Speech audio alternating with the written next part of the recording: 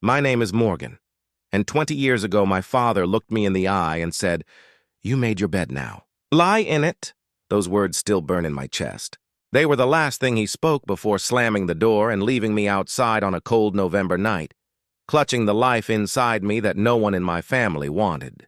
I was 19, terrified and pregnant, and from that moment on, I was no longer a daughter in his eyes. I was a disgrace. That night, the porch light glared down like a spotlight of shame. My older brother stood just behind Dad, arms folded, smirking. "Don't come back begging," he sneered.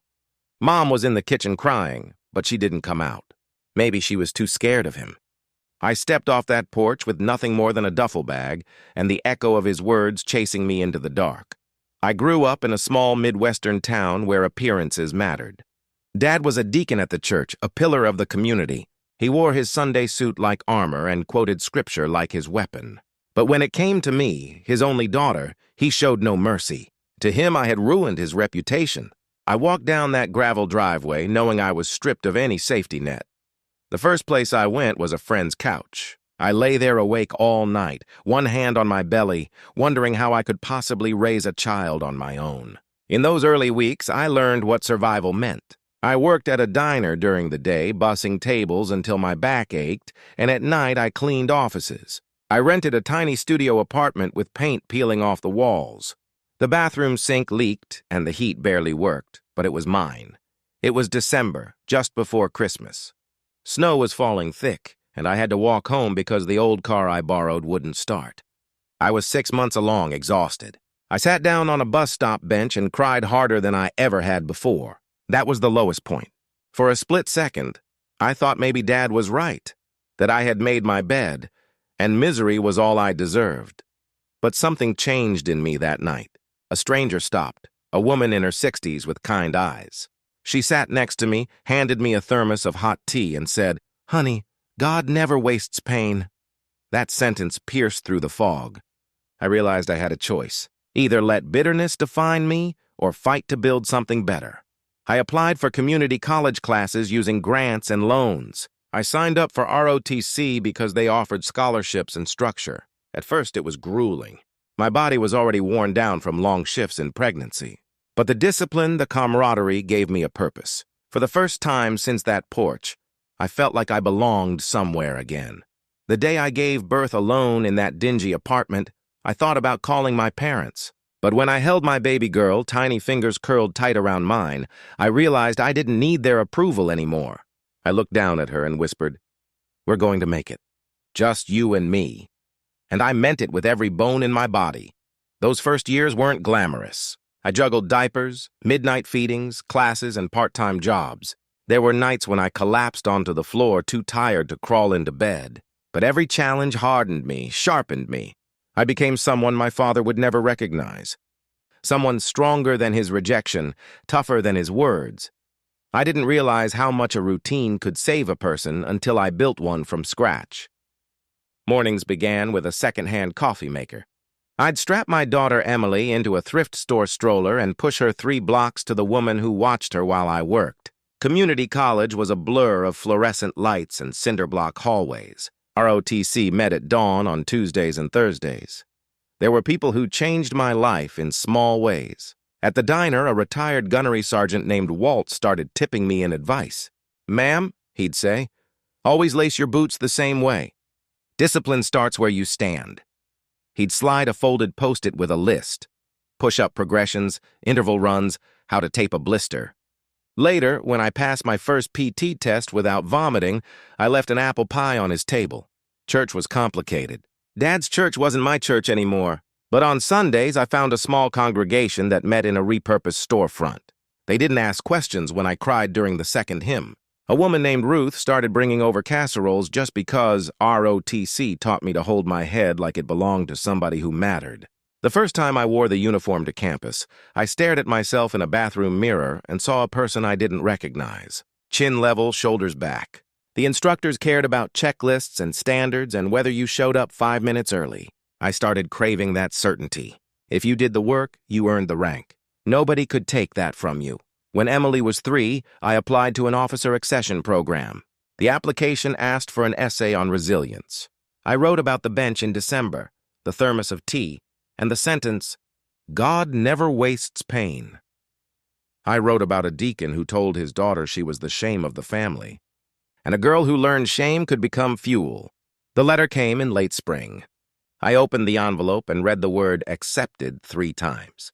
I just sat there with that letter pressed to my chest while Emily asked if we could have macaroni for dinner. "We can have anything," I told her. And for once, it felt true. Training was a new kind of hard. The days stacked up like bricks: reveille, chow, classes, field exercises. I learned to make my bunk with corners sharp enough to cut. I learned the language of maps. When a cadre member barked at me for a mistake, I discovered that I could take the hit, fix the error, and not crumble. During a ruck march in August, the sky cracked open and dumped water like judgment. I thought about my father with every step. And it didn't hurt. It propelled me. A captain fell into step beside me and said, "Finally, you've got more in you than you think." I carried that sentence like a medal. By the time I commissioned, I was not the woman on the bus stop bench anymore. I stood in a crisp uniform, a small bar on my chest that represented the hours and blisters and tears I'd paid. Emily stood beside me in a blue dress Ruth had found at a yard sale, clapping like the ceremony was just for her. In a way, it was. I sent my mother a photocopy of the commissioning photo with a short note. "I'm safe. We're okay." I didn't send one to my father. I wasn't ready to offer him any piece of my pride. Years have a way of sanding down the sharp edges. The girl who once stared at a bus stop in December became a woman who could brief a room full of colonels without her voice shaking. My first assignments were logistics, training pipelines, the boring backbone of readiness. I learned to move people and supplies like chess pieces. Emily grew like a sapling in a storm and somehow stayed straight. When she was 7, I found a crumpled note in her backpack from school. "Bring your dad to lunch day next Friday." I wrote the teacher and asked if I could come in uniform. The day I walked into that cafeteria, Emily took my hand like it was the most normal thing in the world. "This is my mom," she said. No apology, no explanation. For years there was nothing from my father but silence. My mother learned email at the library and sent me notes about the weather and whether the geraniums had survived the frost. She never asked me for forgiveness. She just wrote like someone trying not to scare off a bird. Ruth told me once that love, when it's been dented, sometimes looks like lawn chairs set side by side in silence. You sit, the other person sits. The sitting is the point. My brother Mark sent a single Christmas card the year Emily turned 10. It was one of those glossy ones with the staged family and matching sweaters. He wrote, "Hope you're well," on the back. No return address. I was promoted faster than I expected and slower than I wanted. The first time I pinned on Lieutenant Colonel, Emily stood on her tiptoes to reach the pin, her hands shaking. She poked me by accident and gasped. "Sorry. It's good luck," I told her. And we both laughed because we needed to. By the time Emily was finishing high school, she got a part-time job at the base library. Some nights over meatloaf, she'd tilt her head and ask, "Do you ever want to go back?" I'd say what I always said. I built a new one. The day the flag officer selection list came out, I stared at my name until the words blurred. A 1 star is a strange thing. It's a mirror that reflects back every person who helped you stand upright. I told Emily first. She screamed and then cried and then laughed.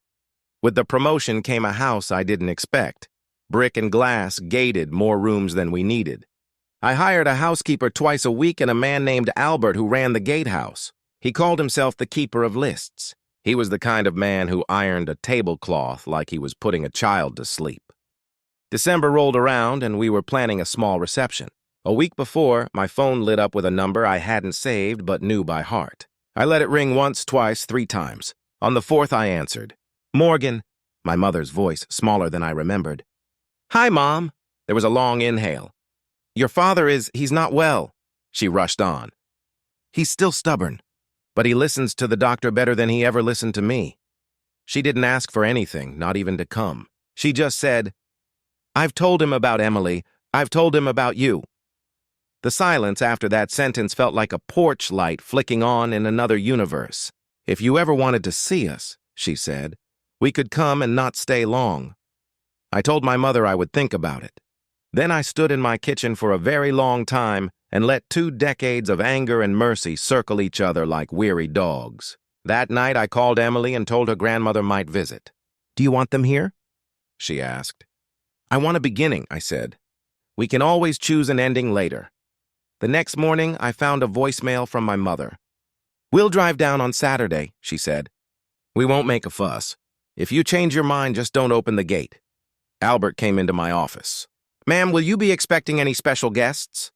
I looked at his neat columns. "Yes, Albert," I said finally. "Please add family." Saturday arrived like a held breath. Albert had arranged poinsettias in heavy clay pots and polished the brass on the gatehouse bell. By 11, the winter sky had gone that high, pale blue. I heard the gate intercom click. "Ma'am," Albert's voice was low. "They've arrived." I walked to the foyer and stepped onto the front porch. From there, I could see down the drive, the iron gate open, Albert in his dark suit, and beyond him, a silver SUV idling. Another car waited behind it. I took the brick steps slowly and stopped by the Magnolia. Albert opened the SUV's passenger door. My mother unfolded herself from the seat, careful with her purse. She wore a wool coat I recognized, navy with buttons that had belonged to my grandmother. Her hair was shorter, more silver. She looked past the yard and found me with the certainty of a mother who has always known where to look first. My brother got out on the driver's side, sunglasses too dark for the day, jaw set. He had aged into our father's profile. In the second car, a figure shifted in the back seat. My father. He did not get out. Albert glanced at his ledger and then at them. "Good morning," he said. "Are you here to see General Morgan?" It was the softest question, and it landed like a gavel. My mother's hand went to her throat. Mark's glasses slipped lower. In the back seat, my father's face turned toward the voice. For a moment, nobody spoke. My mother recovered first. "Yes," she said. "We're here to see our daughter." Albert inclined his head. "Very good." The gate swung wider. I moved down the drive and met them where the gravel tightens into pavement. My mother reached for me and then stopped herself, hands hovering. I stepped into her arms, the wool scratchy on my cheek. "I'm so sorry," she said into my shoulder. "I should have gone after you." She ran out of verbs. I held her tighter. Over her shoulder, my brother stood awkward. "Morgan," he said. "Mark," I said. It's remarkable how a name said without weight can set a ceiling on conflict. The back door opened slowly. My father swung his legs out, planted his feet carefully, and rose in small increments. He had thinned. The authority that used to walk into a room ahead of him no longer did. His eyes met mine. He came forward 3 steps and stopped. He opened his mouth and closed it. I spoke first. "Thank you for coming," I said. My father's mouth worked around a reply. "General," he said, then quieter. "Morgan, it wasn't apology. It was orientation. He had to locate me in the world before he could attempt contrition." Albert offered my mother an arm.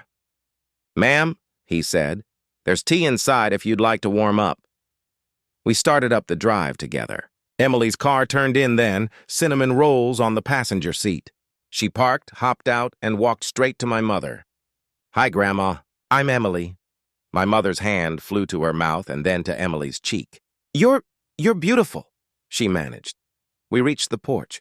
I held the door open, and my family, careful, chastened, curious, stepped into a house they had imagined as a ruin and found as a refuge. Inside, the heat rose gently, carrying the smell of cinnamon and coffee and something like peace.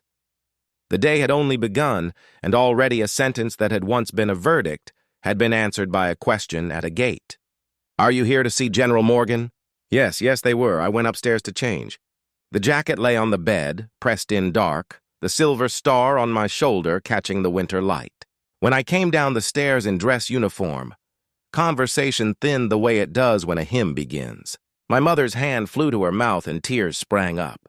Mark stared at the insignia. My father stood a beat longer than anyone else, taking in the cut of the cloth. "Lunch is on the dining room," Albert announced. People drifted toward ham biscuits and deviled eggs. The chaplain asked if he could say grace. We bowed our heads. In the quiet, I felt my mother's fingers brush the back of my hand. I turned my palm up and let her anchor there. After the amen, Walt shuffled in on his bad knee with a tin of cookies. "Gunny," I said, and he saluted me with 2 fingers. Neighbors came. A young captain balanced a baby on one hip. A sergeant major handed Emily an envelope. For the library. Then someone rang the bell, and the front door opened to midshipmen from the Academy's glee club dropping off canned goods. They filed in, cheeks pink, suddenly aware they had crashed a room full of brass. The senior mid stiffened. At ease, I said. Put the beans by the pantry, then fix yourself a plate. My father watched them move past him. He glanced at Mark as if to say, see, and then at me. Mark drifted close to the mantel, examined the photos. So, he said finally, you really did all this. It wasn't admiration. It wasn't spite. It was inventory. I let the word yes be enough. My father picked up a deviled egg and put it back down. He cleared his throat. Well, he said too loudly, we all make mistakes. What matters is he paused. We move on, the room heard him. The chaplain's eyes softened. Walt set down a cookie. Emily stilled. My mother's fingers tightened. I felt the past reach for me and I didn't step into it. I set my plate on the sideboard and turned toward him. No, I said, not unkindly. We don't just move on. We tell the truth first. Silence rearranged itself. The truth, I continued, is that you sent me out that night without a coat, and I learned to be warm by making a life that didn't require your permission. The truth is that Mom loved me in emails she typed with 2 fingers. The truth is that Mark and I turned our backs on each other because it was easier than facing you. The truth is that the poor eat better at the pantry because this neighborhood shows up with paper bags and humility. My father's mouth opened. Nothing came.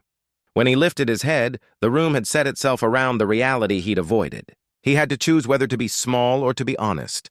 I was wrong, he said at last. I was cruel. I thought I was protecting something. Or maybe I was just protecting myself. He swallowed. I'm sorry, he did not cry. He stood and told the truth, and that was its own kind of kneeling. My mother made a sound I had never heard from her and took his hand. The chaplain cleared his throat. If it's all right, he said, I'd like to offer a word. Friends, this woman has funded our pantry for 2 winters and never let me put her name on a bulletin. She set up a scholarship in Ruth's name. She sent kids to summer camp and bought boots for recruits. If you want a sermon, you're standing in one. I felt heat rise up my neck. Walt laughed. Told you discipline starts where you stand, he said. Across the room, one of the midshipmen put down his plate and squared himself to me. Others followed, a ripple of spines straightening. Please don't, I murmured. But the moment wasn't about me. It was about witness. My mother seeing her daughter honored. My father seeing a room align itself, not to punish him, but to tell the truth he had finally spoken. I took a breath. I didn't come back to gloat, I said. I came back to see if a family can change. Something in the room exhaled. I turned to my father. I don't forget, I said, but I can forgive. I looked at Mark. That goes for brothers who didn't know how to be brothers yet. Emily came to my side and slid her hand into mine. We have cinnamon rolls, she said into the charged quiet. Laughter broke the tension. People moved again. The house returned to itself, but something inside it had been repaired. After the plates were stacked and the last midshipman had bowed himself out, I walked my parents and Mark into the smaller sitting room. The winter sun had turned shy behind clouds. Albert set down peppermint tea for my mother, black coffee for my father, water for Mark. Emily carried in cinnamon rolls and left us with Grace. My mother reached for my hand. I said it in there, she whispered, but I want to say it again where it can land. I failed you. I shook my head. You were afraid, I said. I was too. The difference is I had to walk through it. Her fingers tightened. I was raised to believe a woman's virtue is obedience, she said. I forgot that love sometimes contradicts bad doctrine. Mark cleared his throat. I should have called, he said. He looked at the floor. I told myself you were better off without the noise. Mostly I told myself what Dad told me. He glanced toward our father. That you made your choice, he shrugged. I made mine too. I chose easy. I'm sorry. I let the apology sit on the table like a gift. Thank you. My father didn't speak for a long time. When he finally looked up, the old pulpit cadence was gone. I thought righteousness required severity, he said. I thought I had to show you the cost of your sin. He closed his eyes once. Turns out I just showed you the cost of mine. He lifted his head. I don't know how to fix what I broke. You can't fix it, I said. We can only tell the truth about it and then decide how to live from here, he nodded. I want to meet my granddaughter properly, he said. If she'll let me. She already knows your name, I said. She knows the whole story. Emily appeared then. She sat across from my father. Hi, she said. I like the way Grandma tells the weather. She uses words like spitting and blustery. My father tried on a smile. I used to read the forecast on the local radio, he said. Your grandma would tell me if I'd said chance of showers too many times in a week. Emily nodded. You're welcome to read our weather any time, she said. We talked like that for a while. Not about the night on the porch or the years that followed, but about small, ordinary things. It wasn't avoidance. It was scaffolding. When the light folded itself into late afternoon, my mother said they should go. She stood and hesitated, then did the bravest thing I saw her do all day. She took my father's hand and placed it in mine. Please let us come for Christmas. I didn't answer right away. Yes, I said, but it will be on my terms. I looked at my father. No speeches, no rewriting. We're going to set one plate at a time and tell one true story at a time. His shoulders dropped. Understood, he said. At the door, Mark paused. Do you remember that game we played in the yard? The one with the chalk lines and the broomstick? Of course I remembered. You always hit it over the hedge, he said. I always said you cheated. He swallowed. You didn't. It was as close as he could get to. I admired you. They drove away with their blinker ticking and their silence rearranged. Albert closed the gate. All present and accounted for, he said. I laughed. That night, Emily joined me on the back steps. How do you feel? She asked. Tired, I said. Lighter. She nudged me with her shoulder. I kept thinking, please don't let the story eat my mom. It didn't. You ate it. Before bed, I took out a box I hadn't opened in years. Inside, the ROTC acceptance letter, a library card from a base long closed, the first picture of me in a uniform that didn't quite fit, a snapshot of Emily at 2 wearing a saucepan like a helmet. I added something new. Today's guest list, family, written in Albert's tidy hand. On Sunday, I doubled our December delivery to the pantry. I wrote a check to the storefront church. Then I sat at the dining room table and wrote 3 notes. 1 to my mother, 1 to Mark, 1 to my father. Arrive at 3. Wear warm coats. Bring one story you're ready to tell true. Christmas Eve arrived in a slow hush. The sky was the color of pewter. I woke before the alarm. Downstairs, the tree lights glowed. Albert had already set the coffee and lined the mantel with paper bags for the food pantry. Emily handed me a mug without a word. They arrived at 2:47. My mother's scarf was festive. Mark carried a pie. My father wore his good coat. Come in, I said, and meant it. We ate early. The ham sliced clean. My mother declared the green beans perfect. Mark took seconds. After we cleared plates, Emily stood. All right, she said. House rules for story time. 1, no speeches. 2, no rewriting. 3, truth first, tenderness close behind. We moved to the sitting room. Emily handed out envelopes. On the count of 3. She counted, we tore, and 3 photographs slid into 3 laps. My commissioning day 20 years ago. Emily small and determined beside me. My hair pinned back, my smile tentative but real. My mother's hand went to her heart. Mark sucked in a breath. My father reached out with a fingertip and traced the outline of the silver bar in the picture. I wish I had been there, he said. You weren't, I said. But she was. I nodded at my mother, who had begun to cry. I took her hand. You found words when you could. That counts. We took turns. Mark told the story about the chalk line baseball game. My mother told how the night I left. She stood in the dark kitchen and pressed her palm to the window, feeling for my shadow. I wanted to run after you, she said. I didn't because I thought it was godly to stand by my husband. I was wrong. My father stared at his hands, then lifted his head. I used to think forgiveness was a thing a pastor dispensed, he said. Tonight I understand it's a table you set every day. It's plates and forks and an honest sentence. He let out a breath. I won't ask you for what I don't deserve. But if you will show me where the plates go, I will set the table. I stood and fetched the plates. He followed me into the kitchen. We set out china together side by side. The doorbell rang. Emily ran to the foyer and came back carrying a long, narrow box. For Grandma and Grandpa. My mother untied the bow. Inside lay a framed photo collage. 3 pictures side by side. On the left, me at 19 on that bus stop bench. In the middle, my commissioning day. On the right, a recent photo from our reception. Me in uniform, my mother's fingers on my sleeve, my father's head bowed. Below the photos, Emily had lettered, "Family isn't who never breaks your heart. It's who shows up with glue." My mother made a sound I will carry into old age. My father cleared his throat and gave up the pretense of composure. "Thank you," my mother whispered.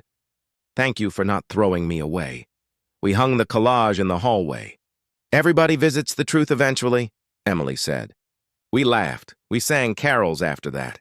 We lit candles and carried them to the porch, watched the snow settle, and listened to our town grow muffled and holy. Before they left, my father paused at the door. "I don't deserve this," he said. I put my hand on the door jamb and said, "None of us does. That's why it's called Christmas." Their tail lights disappeared into white. Albert closed the gate and returned. "Ma'am," he said, "shall I note that reconciliation is in progress?" I laughed. "Yes," I said, "but put it in pencil." Later, Emily handed me a last envelope.